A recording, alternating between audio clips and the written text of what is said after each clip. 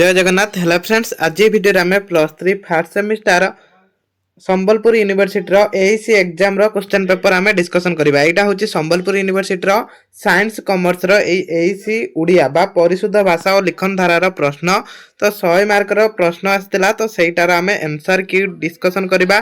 तो कौ मानकर संबलपुर यूनिवर्सिटी पिला कौ मानकर एग्जाम भल होईची नियति भाबरे टिके कमेंट करिवे। आज जो एग्जाम थिला कौ माने भल करिसेंती, तो आगु जो मानकर एग्जाम अछि तो से माने ए क्वेश्चन को फॉलो करंतु। एई भला सब क्वेश्चन आसुची।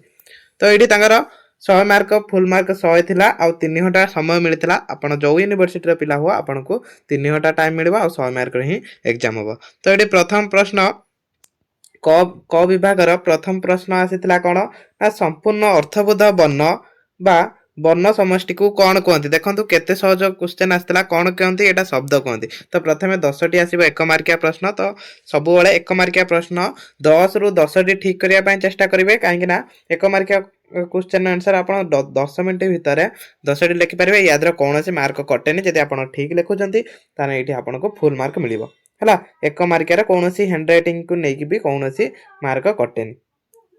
तो एठी प्रथम प्रश्न कौन आंसर हो शब्द। जो माने शब्द लिखिचंती से मानकर आंसर ठीक अछि। तो किए केतरा ठीक कल निहाती भाबरे कमेंट करिवे। एग्जाम भलो होइछि कि नै कमेंट करिवे। निर्दोष निर्दोषाटा लिखा है कौन। निर्दोषा भूल थिले संशोधन कर।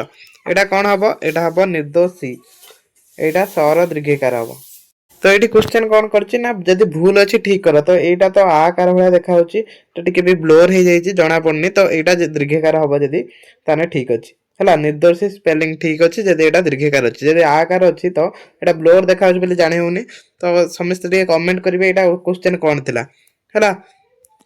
अनेक लोक माने सभा को आसी नथिले, शुद्ध रूप लेख। अनेक लोक माने एठी देखंतु अनेक कुहाइछि। तो ये लोक मान कौन से आवश्यक नथिला, एठी अनेक लोके लिखिबे। अनेक लोके सभा को आसी नथिले।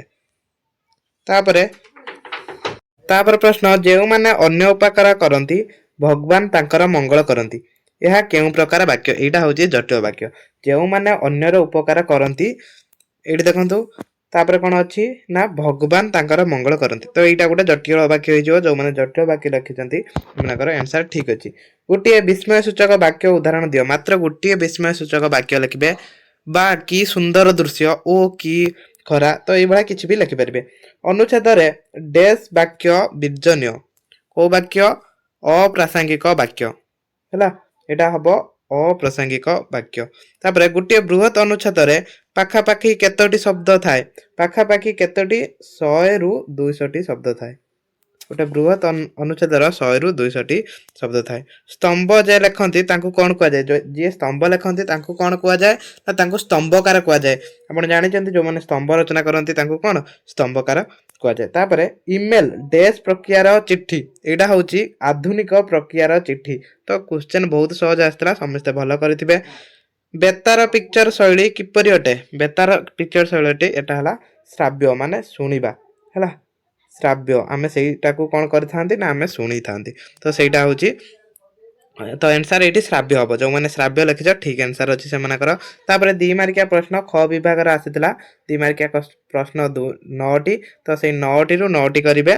प्रत्येक रो उत्तर देबे 50 शब्द रे। तो जो मानकर आगु एग्जाम अछि ए क्वेश्चन सब सॉल्व करि जांतु। सब क्वेश्चन प्रायतः प्रीवियस ईयर क्वेश्चन जदि आपण पाखा पाखी 10टी यूनिवर्सिटी रो प्रीवियस ईयर क्वेश्चन प्रैक्टिस करछ सेठी 70% क्वेश्चन आसी जिवो। देखिबे 70% क्वेश्चन सेठी आसी जिवो। तो एठी प्रथम प्रश्न कोन थिला उपमा बा तुलनात्मक रूढ़ी अर्थ दर्शाई गोटे वाक्य गठन कर। मु कहिथिनी काली एग्जाम कहिथिनी एग्जाम रा आसीबो ए रूढ़ी उपरे। तो ए रूढ़ी उपरे आसीची हला। ए तीनोटी जांक रूढ़ी हमें पढ़िथिले। तुलनात्मक रूढ़ी, क्रियायुक्त रूढ़ी, क्रियाहीन रूढ़ी। एठी तुलनात्मक रूढ़ी देछि। वचन जनित अशुद्धिर दुईटी उदाहरण प्रदान कर। राति पाइला कुआ तारा अपसरी गला पूर्व दिगरे सूर्य उदित हला। जटिल वाक्य रे परिणत कर। एटा सब 2 मार्किया प्रश्न। तापर विवृत्ति सूचक वाक्य काहाकु कहंती सदृष्टांत लेख। एटा भी आपण चैट जीपीटी रो आ गूगल रो भी या आंसर पाई परिबे। बृहत्तर अनुच्छेद को संक्षिप्त करिबा परे कोन लेखा जाय। तापर कोन लेखा जाय तार शीर्षक निर्धारण करा जाय। अनुच्छेद शीर्षक ନିର୍ବାଚନ କରିବା ବେଳେ କାହା ଉପରେ ଧ୍ୟାନ ଦେବା ଉଚିତ, କୋଉ ଦିଗ ପ୍ରତି ଧ୍ୟାନ ଦେବା, ଏଇଟା ବି ମଧ୍ୟ ଆମେ କ୍ଲାସ କରିଥିଲେ। ଭ୍ରମଣ ବା ପର୍ଯ୍ୟଟନ ଭିତ୍ତିକ ପିକ୍ଚର କହିଲେ କଣ ବୁଝ? ଯୋଉ ଭ୍ରମଣ ପିକ୍ଚର ମାନେ କଣ? ଯୋଉ ପିକ୍ଚର ସବୁ ପରିବ୍ରାଜକ ମାନେ ଭ୍ରମଣ କରନ୍ତି ବା କୌଣସି ପର୍ଯ୍ୟଟନ ମାନେ ଭ୍ରମଣ କରି ଯୋଉ ପିକ୍ଚର ବନେଇଥାନ୍ତି। ଆଧୁନିକ ଯୁଗରେ ବିଜ୍ଞାପନର ଆବଶ୍ୟକତା କାହିଁକି ରହିଛି, ଆଡଭାଇଜମେଣ୍ଟର କାହିଁକି ଆବଶ୍ୟକତା ରହିଛି, ଏଟା ଲେଖିପାରିବେ। ନିମନ୍ତ୍ରଣ ପତ୍ରର ସ୍ୱରୂପ ଦର୍ଶାଅ, ନିମନ୍ତ୍ରଣ ପତ୍ର କଣ ସେଇଟା ଲେଖିବେ। ତାପରେ ଗ ବିଭାଗର ଏଇଠି ଆସିବ 5 ମାର୍କିଆ ପ୍ରଶ୍ନ। ତ ୟାର ଆନ୍ସର କେତେ? 250 ଶବ୍ଦ ଲେଖିବେ, ମାନେ ଗୋଟେ ପେଜରୁ 1.5 ପେଜ ଭିତରେ ଲେଖିବେ। 10ଟି ଆସିବ, 10ଟିରୁ 8ଟି କରିବେ। ତ 40 ମାର୍କର 5 ମାର୍କିଆ ପ୍ରଶ୍ନ ଆସୁଛି। 5 ମାର୍କ ଉପରେ ସମସ୍ତେ ବେଶୀ ଧ୍ୟାନ ଦେବେ। ପ୍ରଥମ ପ୍ରଶ୍ନ ଥିଲା ସହଦାରଣ ଶୁଦ୍ଧ ଅଶୁଦ୍ଧିର କାରଣମାନ ଉଲ୍ଲେଖ କର। ତାପରେ କ୍ରିୟାହୀନ ରୂଢି କହିଲେ କଣ ବୁଝ? 5ଟି, ଏଠି 5 ହେଲା, 5ଟି ଉଦାହରଣ ଅର୍ଥ ସହିତ ଲେଖ। ଏଇଠି ମାନେ କଣ କହିଲା ନା କ୍ରିୟାହୀନ ରୂଢି କହିଲେ କଣ ବୁଝ? ପ୍ରଥମେ କ୍ରିୟାହୀନ ରୂଢି ଲେଖିବେ, ଯୋଉ ରୂଢିରେ କ୍ରିୟାପଦ ନଥିବ ସେଇଟା ହେଲା କ୍ରିୟାହୀନ ରୂଢି। ତ ସେଇଟାର 5ଟି ରୂଢି ଲେଖିବେ, ଆଉ ସେ ରୂଢିର ଅର୍ଥ ମଧ୍ୟ ଲେଖିବେ। ତ ଏଠି ରୂଢି ପ୍ରୟୋଗ କରିବା ପାଇଁ ଦେଇନି, ରୂଢି ଲେଖିବେ, ରୂଢିର ଅର୍ଥ ଲେଖିବେ, 5ଟି କେବଳ। କାଲି ଆମେ ବହୁତ ଗୁଡ଼ିଏ କ୍ଲାସ କରିଛନ୍ତି। ବାକ୍ୟର ସଂଜ୍ଞା ସହ ଶ୍ରେଣୀ ବିଭାଗ କର। ବାକ୍ୟର ସଂଜ୍ଞା, ବାକ୍ୟ କାହାକୁ କୁହାଯାଏ ଲେଖିବେ, ତା ସହିତ ବାକ୍ୟର ଶ୍ରେଣୀ ବିଭାଗ ମାନେ ବାକ୍ୟର ପ୍ରକାର ଭେଦ। ତ ଏଇଠି ଦେଖନ୍ତୁ ବାକ୍ୟର ପ୍ରକାର ଭେଦ ସିଲେକ୍ସନ ନଥିଲା, ଆସିଛି। ବୃହତ ଅନୁଚ୍ଛେଦ ସଂକ୍ଷିପ୍ତ କରିବାର କୌଶଳ ମାନ ଦର୍ଶାଅ। ଏଇଟା କ୍ଲାସ ହେଇଥିଲା ୟୁନିଟ୍ 3ର ଗୋଟିଏ କ୍ଲାସରୁ ସବୁ ଆସିବ କହିଥିଲି। ଅନୁଚ୍ଛେଦ ଶୀର୍ଷକ ନିର୍ଦ୍ଧାରଣ ପାଇଁ କେଉଁ ଦିଗ ଉପରେ ଗୁରୁତ୍ୱ ଦେବା ଆବଶ୍ୟକ, ଏଇଟା ବି କ୍ଲାସ ହେଇଛି। ସ୍ତମ୍ଭ ରଚନା କୌଶଳ ସମ୍ପର୍କରେ ସାମ୍ୟକ ସୂଚନା ପ୍ରଦାନ କର। ତ ଏଇଭଳିଆ ସବୁ 5 ମାର୍କିଆ ପ୍ରଶ୍ନ ଆସିଥିଲା। ପିକ୍ଚର ଗୁରୁତ୍ୱ ସମ୍ବନ୍ଧରେ ଆଲୋଚନା କର। କୋଉମାନଙ୍କର ଏସବୁ ଏକ୍ଜାମ ଭଲ ହେଇଛି, ଏସବୁ କ୍ୱେଶ୍ଚନ ଆନ୍ସର ଦେଇଛନ୍ତି, କମେଣ୍ଟ କରିବେ। ପତ୍ର ଲିଖନ ସଂଜ୍ଞା ଓ ସ୍ୱରୂପ ସଂକ୍ଷିପ୍ତ ଉପସ୍ଥାପନ କର। ଅତ୍ୟାବଶ୍ୟକ ଦ୍ରବ୍ୟର ଦରମା ବୃଦ୍ଧି ସମସ୍ୟା ଜଣାଇ ସମ୍ବାଦପତ୍ର ସମ୍ପାଦକକୁ ଏକ ପତ୍ର ଲେଖ। ଏଇଠି ଗୋଟେ ପତ୍ର ଲେଖିବା ପାଇଁ ଦେଇଛି। ବିଜ୍ଞାପନ ପ୍ରସ୍ତୁତି ସମ୍ପର୍କରେ ଆଲୋକପାତ କର। କେମିତି ବିଜ୍ଞାପନ ପ୍ରସ୍ତୁତି ହୁଏ ସେଇ ସମ୍ପର୍କରେ ଲେଖିବେ। ତାପରେ ଆସିଲା ଲଙ୍ଗ କ୍ୱେଶ୍ଚନ। ଏଠି 5ଟି ଆସିବ, 5ଟିରୁ 4ଟି କରିବାକୁ ପଡିବ। ଏଠି 800 ଶବ୍ଦ ଲେଖିବେ, ମାନେ 3ରୁ 4 ପେଜ ଏଠି ଲେଖିବେ।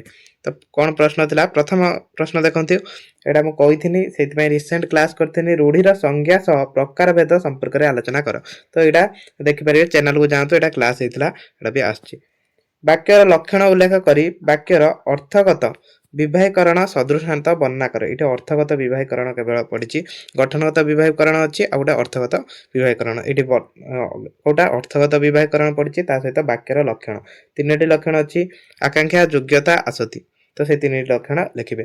ପିକ୍ଚର ସଂଜ୍ଞା, ଗଠନ ନୀତି, ପ୍ରକାର ଭେଦ ଦଶା, ବିଜ୍ଞାପନ ପରିସର ଉଦ୍ଦେଶ୍ୟ ସମ୍ପର୍କରେ ଆଲୋଚନା କର। ଅନୁଚ୍ଛେଦଟି ଭଲ ଭାବରେ ପଢ ଏବଂ ପ୍ରଶ୍ନ ଗୁଡ଼ିକ ଉତ୍ତର ନିଜ ଭାଷାରେ ଲେଖ। ମାନେ ଏଇଠି ଗୋଟେ ଅନୁଚ୍ଛେଦ ଦେଲା, ଏ ଅନୁଚ୍ଛେଦଟାକୁ ଭଲ ଭାବରେ ପଢିବେ, ତାପରେ ୟାର ପ୍ରଶ୍ନ ଉତ୍ତର କରିବେ। ଦେଖନ୍ତୁ ଏ ଅନୁଚ୍ଛେଦଟା ପଢିବେ, ତାପରେ ଏଇଠି ଦେଖନ୍ତୁ ଅଛି ମନୁଷ୍ୟ ଦେବତ୍ୱ କେତେବେଳେ ବିକଶିତ ହୁଏ। ତ ୟାର ଆନ୍ସର କରିବେ। ପାରିପାର୍ଶ୍ୱିକ ଘଟଣା ବେଳେ ବେଳେ କଣ ସୃଷ୍ଟି କରିଥାଏ। ତ ୟା ଦେହରେ ଯୋଉ ବି କ୍ୱେଶ୍ଚନ ପଡିଛି ଏଇଠି ଆନ୍ସର ଅଛି, ଏଇଠି ପଢିକି ଆନ୍ସର କରିବେ। ଏଇଠି କଣ କରିବେ ନା ଏଇଭଳିଆ ଯେକୌଣସି ପ୍ରଶ୍ନ ଆସିଥିବ ଆଗେ ଅନୁଚ୍ଛେଦ ପଢିବେନି, ଆଗେ କ୍ୱେଶ୍ଚନ ମନେ ରଖିଦେବେ 4ଟା, ତାପରେ ଅନୁଚ୍ଛେଦ ପଢିବେ, ଆନ୍ସର ପାଇପାରିବେ। ତ କ୍ଲାସଟିକୁ ଏଇଠି ରଖିବା। ଜୟ ଜଗନ୍ନାଥ। ଆଶା କରୁଛି ସମସ୍ତଙ୍କର ଏକ୍ଜାମଟି ଭଲ ହେଇଥିବ।